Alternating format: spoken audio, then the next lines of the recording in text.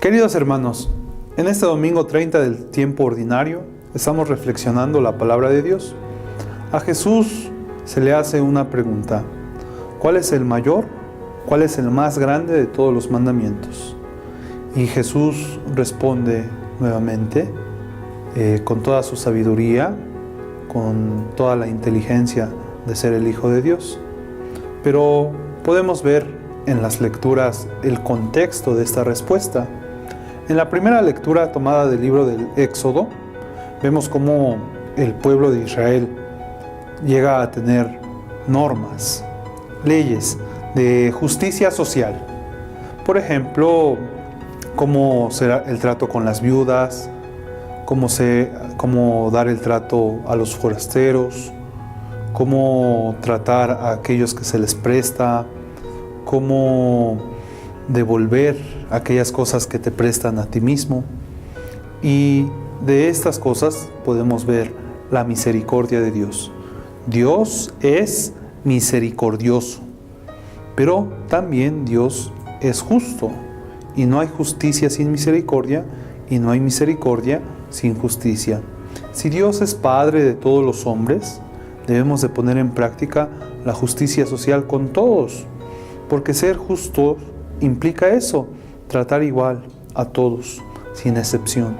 Todos y cada uno de nosotros tenemos la misma dignidad de personas. Luego vemos en la segunda lectura del apóstol San Pablo a los tesalonicenses, Pablo evangeliza la comunidad de Tesalónica. Es una isla griega donde Pablo predica el evangelio, y a esta comunidad se caracteriza por aceptar el evangelio de Cristo, rechazando el panteón griego. Todos esos griegos, esos dioses griegos que ellos tenían, los rechazan y toman a Cristo crucificado como su Dios. Pero también en este halago que hace Pablo, los pone como modelo para otras provincias, para otros lugares, como lo es Acaya o Macedonia.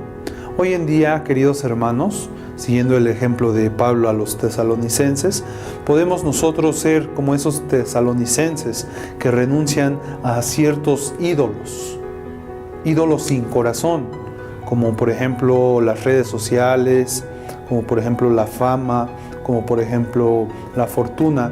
Y podemos poner como ejemplo a nuestros hermanos, decirles, invitarles a que piensen: solo tú, Señor, tienes palabras de vida eterna. Llegamos a el corazón del domingo, que es el Evangelio de Mateo en el capítulo 22. Nuevamente les repito la pregunta que le hacen a Jesús: ¿cuál es el más grande?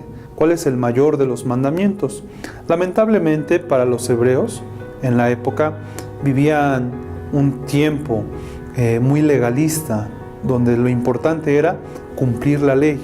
Para ellos lo importante era ser bueno, significaba que cumplías la ley y no te tenías que salir de esa línea.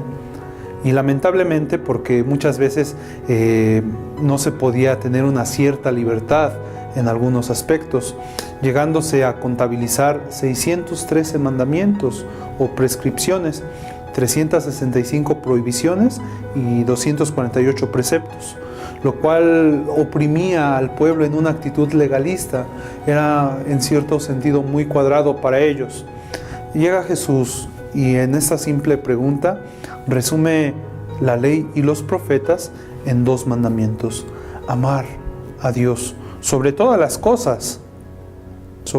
cosas materiales y espirituales, amar a Dios. Y en segundo punto, amar al prójimo como uno mismo. Y podemos empezar en una jerarquía: si yo me amo a mí, si procuro mi salud, si procuro mi bienestar, si tengo sano mi cuerpo, entonces me amo.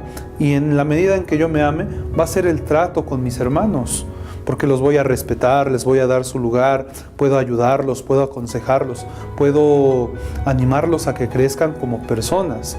Concretamente, hoy en día podemos decir que cumplimos la mayoría de veces por miedo al castigo o por quedar bien con alguien.